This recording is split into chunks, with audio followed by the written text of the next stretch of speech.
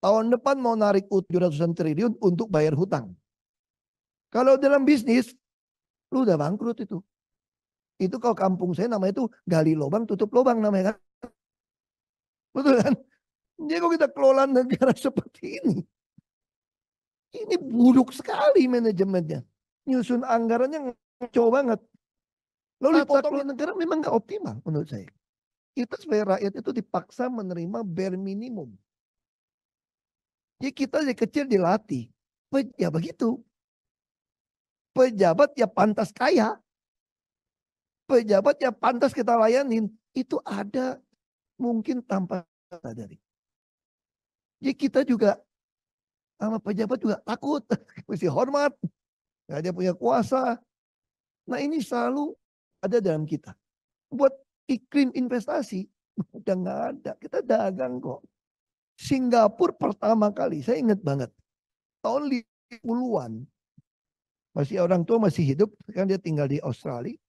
Dia bilang gini, saya bukan tidak nasionalis ya, Hok ya. Saya itu dari kecil sampai sekarang, mau 17 Agustusan tetap gue hormat. Walaupun gue warga negara Australia. Kenapa tahu kayak gitu? Karena bapak gue bilang dari kecil, udahlah investasi Indonesia susah. Gak ada obatnya lah. Kalau dikelola dengan cara sembarangan. Udah gak ada obatnya lah negara ini. Lebih baik kamu saya sekolahkan ke luar negeri. Singapura, Australia. Di Singapura murah. Kalau nggak salah dulu 500 juta apa 1 miliar rupiah kita. Dulu kan gede, dolar kita kecil. Itu langsung dikasih tuh Pak. Bukannya permanent resident Pak. Bukan golden visa. Lee Kuan Yew bingung nih, ini pulau kecil nih gimana dilepas dari Malaysia. Ini gimana cara bangunnya? Ditawarin siapapun mau investasi ini, gue kasih warga negara malahan. Bukan golden visa. Masalahnya kita dikasih warga negara kita gak mau kali ya. Itu yang kita tak tahu. Kan kita suruh kabur kan. Nggak apa-apa. Kalau mau kabur dulu apa? Kalau saya setuju. Asal bring dollars home. Gitu kan. Kalau bawa dolar pulang oke. Okay. Jangan bawa dolar ya. Gue juga banyak di rumah. Dolar bu. Supaya jadi kaya katanya. Lapangan tanding juga nggak merata. Itu yang dikeluhkan oleh para industrialis. Misalnya gini. Saya pernah protes bea cukai berkali-kali.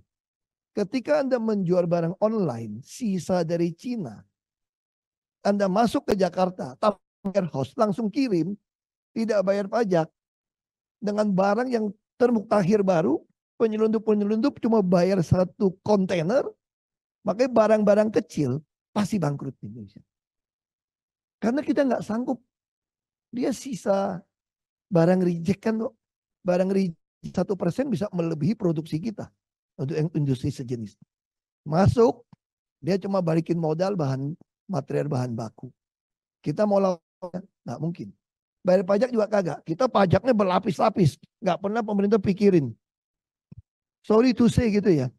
Kalau cuma gitu, kelola negara, baik lagi. Nenek gue juga bisa. Serius. Nggak usah dokter-dokter sekolah dari luar negeri. Nenek gue juga bisa. Kalau duit nggak usah hemat, palak lagi pajaknya. Cari lagi komponennya. Itu nenek gue juga ngerti kayak gitu. Susah kan gimana mengadministrasi keseimbangan atau mengadministrasi keadilan sosial. Bagaimana setiap channel saya kasih tahu jalannya. Ini lapangan tanding ini nggak rata. Yang nyelundup lebih untung daripada kita yang bangun industri. Belum lagi, nanti saya akan cerita gimana solusinya. Pemerintah kita tidak pernah memetakan sampai berapa layer supplier untuk dukung kita. Karena nggak mungkin saya bangun satu pabrik, semua komponen yang mendukung saya itu pakai uang saya, nggak bisa. Itu yang Cina lakukan, Jepang lakukan, semua negara lakukan. Mana porsi, kan saya kan tugasnya, kalau pemerintah kan mengadministrasi keadilan sosial kan. Ini bagaimana ngatur duit nih, keseimbangan ini yang kita atur. Kita nggak benci orang kaya. Bilang orang kaya nggak apa-apa, biar dia lebih kaya. Tapi lu mesti bayar pajak yang benar.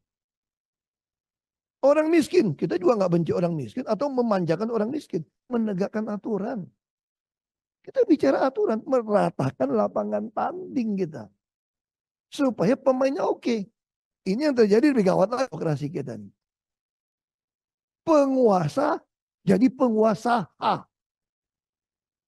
Penguasa plus pengusaha dia. Celaka. Hampir semua investor asing yang masuk.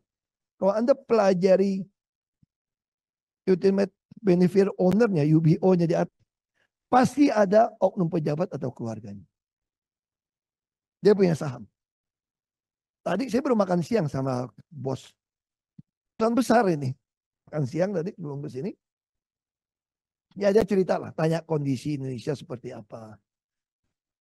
Ngomong-ngomong, aku gak usah sebut nama.